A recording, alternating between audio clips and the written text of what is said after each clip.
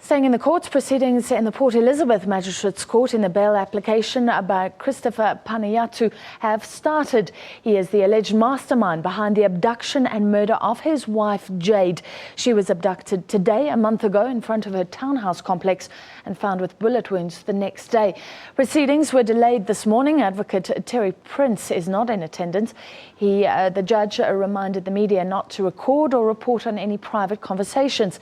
He consulted the Panayiotou family in court. Court orderlies have had their hands full trying to control the curious public in this small courtroom. The family once again dressed in black in support of Panayiotou. Well, the state started its argument in opposing bail for Christopher Panyiotou in that court. As part of its case, the state read a transcript of a supposed conversation that took place between Panayiotou and the first accused, in this case, Luthando Siyoli. Well, details of the murder of Jayde Panayiotou also emerged. For more on that, let's cross to our reporter Janine Lee, who is at the court. Janine, tell us a bit more details about what is underway right now. Well, for the first time, we've heard in this case that the hit on Jayde actually was planned way back in September last year. We heard that allegedly her husband contacted the bouncer, who in turn contacted a third suspect who arranged the hit. This third suspect asked for a car to be hired for him, and from there on, the murder or the alleged murder plan was in place.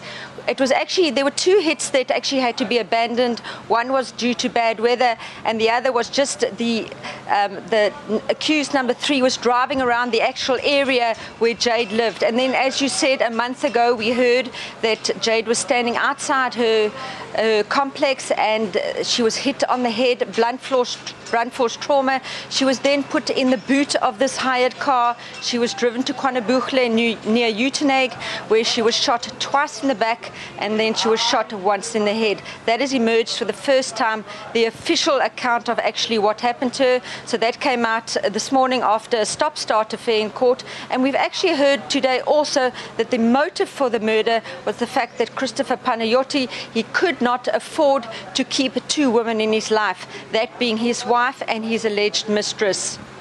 The state quite vehemently opposing bail, I understand. Janine, can you speculate on his chances of being given bail?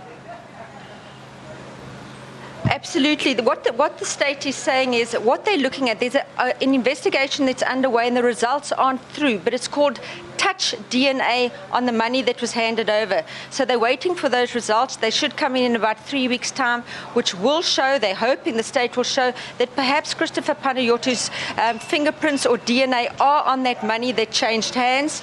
The other thing which is very important, we heard today regarding the passport. He's handed in his South African passport, but we heard today that he has a Cyprian passport and he also has a Cyprian ID. So that's very important. The state says that he got this passport in the event that he was arrested, had to hand in his South African one, and this would afford him the chance to flee South Africa if need be.